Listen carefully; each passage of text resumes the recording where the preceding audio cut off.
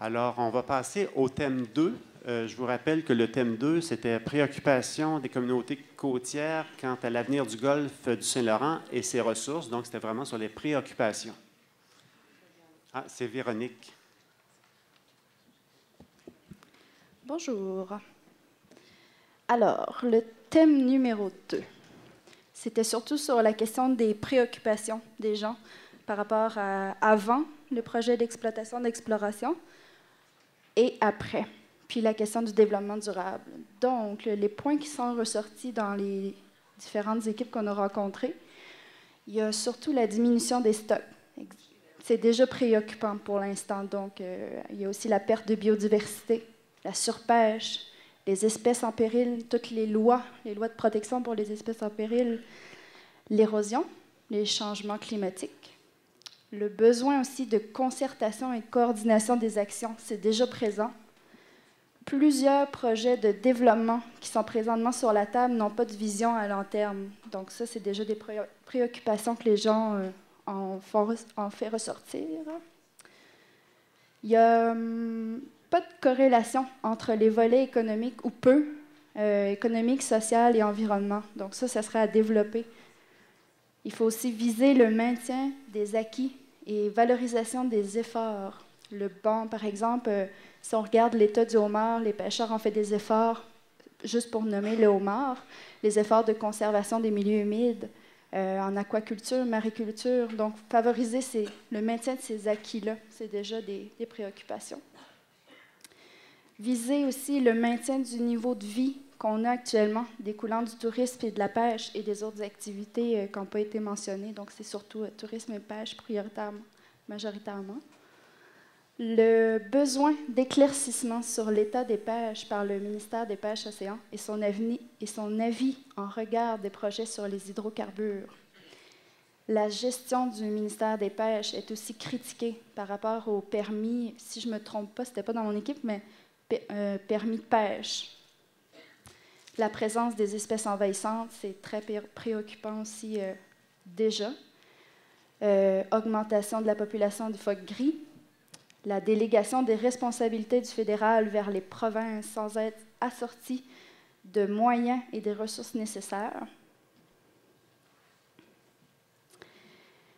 Les changements actuels aussi dans la migration des poissons, c'est quelque chose qu'on observe que les pêcheurs déclarent ou observent plutôt. Donc, il y a déjà une préoccupation là. Revoir le découpage des zones de pêche en relation avec la migration des poissons. C'est sûr que si les poissons changent de place et que les zones de pêche ne changent pas, ben, il y a déjà un problème là. Certaines espèces de poissons sont sous leur seuil de rétablissement, un seuil de non-retour finalement. La divergence dans les préoccupations associées au golfe au sein des différentes communautés côtières.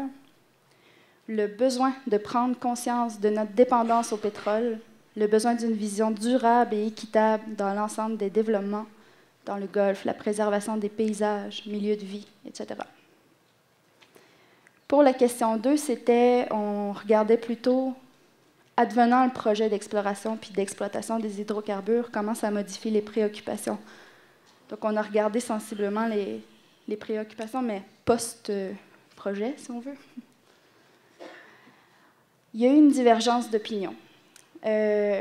En gros, il y avait l'aggravation des préoccupations, ça c'était assez général. On se questionne également sur la démarche d'exploration. Le facteur temps est limitant. S'il y a un premier forage, le développement est déjà en marche. Donc les gens craignent ça un peu finalement. Le besoin de temps pour comprendre et vérifier les justifications du projet. Le besoin de davantage d'informations et de connaître les alternatives possibles. Le besoin de s'entendre entre les 5 provinces, donc la concertation. Les inquiétudes économiques aussi sont ressorties. Ça, je ne suis pas capable de le détailler. C'est un peu flou, là, les inquiétudes économiques dans cette partie-là, mais peut-être que les personnes qui ont fait ressortir le point pourraient l'expliquer plus tard. Le tissu social est déjà fragile. Donc, qu'est-ce qui revient aux citoyens s'il y a le projet a lieu? Peur de trop focaliser sur un seul projet pour apport économique et négliger les autres entreprises locales, les autres initiatives locales.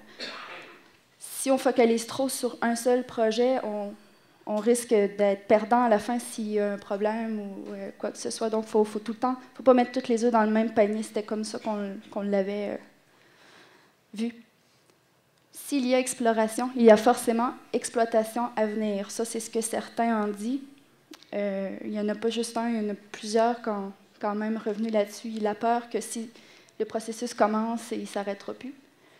On garde les préoccupations au plan de la sécurité pour l'économie, le social et l'environnement.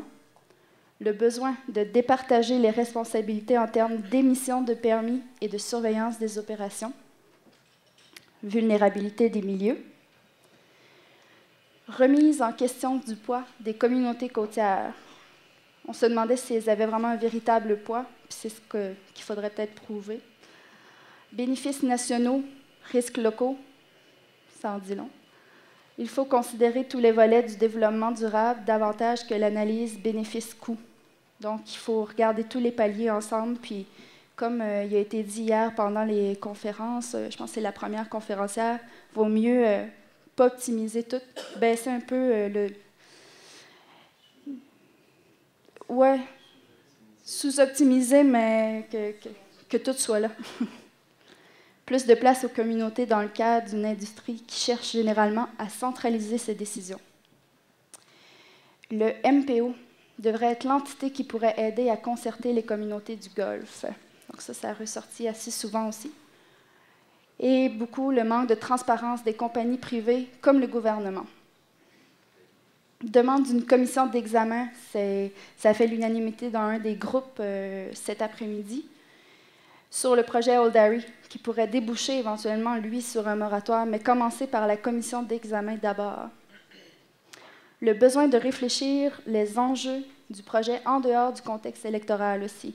La peur que ça se limite au contexte électoral, puis qu'après ça, on oublie ça, ou dans ce sens-là un peu. Question 3. Si les activités d'exploration et d'exploitation sont conciliables avec les principes de développement durable. C'est assez simple comme réponse. Il y a besoin d'un cadre solide pour atteindre le développement durable. Besoin d'une législation solide aussi. Besoin d'une vision à long terme. Est-ce qu'il y en a d'autres? Il y avait quelqu'un qui avait mentionné aussi de ne pas oublier les 16 principes du développement durable. C'était super important. Puis il y en avait un en particulier. Je ne sais pas si ma collègue peut... C'était quel le point en particulier? L'accès au savoir. Donc, c'était lui qui avait été plus précis. On n'avait pas eu le temps de le noter dans le diaporama. Voilà. Alors, merci beaucoup. Alors, encore une fois, je suis prêt à prendre des commentaires, des éclaircissements. Oui, madame? Oui, concernant la dernière question, là, on va reculer dans les questions. La question 3 sur le développement durable, moi, j'avais mentionné aussi l'équité intergénérationnelle. C'est-à-dire? C'est-à-dire, qui fait partie d'ailleurs des 27 principes de la Déclaration de Rio, qui ne se retrouvent pas dans la politique de développement durable du Québec avec ses 16 principes. C'est-à-dire qu'en ce moment, on pige dans le gâteau, on l'utilise, et moi, quand je regarde mes étudiants, je sais que leurs enfants n'auront plus de morceaux de gâteau à manger. Et eux vont avoir le problème, donc, de développer. Ils n'auront pas le choix. Là. Quand on dit on est rêveur puis on ne peut pas développer d'autres choses, mais c'est certain qu'il faut développer d'autres choses. Et d'ailleurs, on va être obligé de le faire prochainement. Donc, eux vont avoir ce problème-là en même temps que de réparer les dégâts. Fait que moi, c'est une question d'équité entre les générations. Développement durable, c'est ça aussi. C'est un développement dans le temps, de permettre à nos enfants d'avoir au moins autant qu'on a eu, là. Et de ne pas massacrer l'environnement avant qu'il soit rendu là. Alors ça, c'était pour la question développement durable. Il y avait aussi, quand on a parlé du MPO, dans la deuxième question, on a dit aussi, pas juste qu'il devait nous aider à concerter les populations, mais c'est nos spécialistes au niveau de la connaissance. Fait que la connaissance manquante, là, ils sont manquants aussi, là, mais c'est vraiment eux autres. Moi, j'aurais aimé ça qu'ils fassent partie de cette démarche-là, puis que je pense, moi, je ne vois pas d'autres gens là, qui vont nous épauler dans ce rôle-là. Puis il y avait aussi en premier la question 1. J'ai reconnu, je pense, quelque chose que j'avais dit quand vous dites érosion et changement climatique. Je trouve que ça fait tout nu un petit peu comme ça. C'était vraiment dans le sens qu'on est en contexte de perturbation profonde dans le Golfe.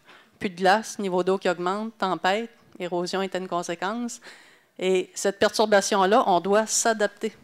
Et dans ce contexte-là, est-ce que c'est sage? Ma préoccupation, c'était est-ce que c'est sage d'introduire une activité complètement différente de celle qu'on a en ce moment?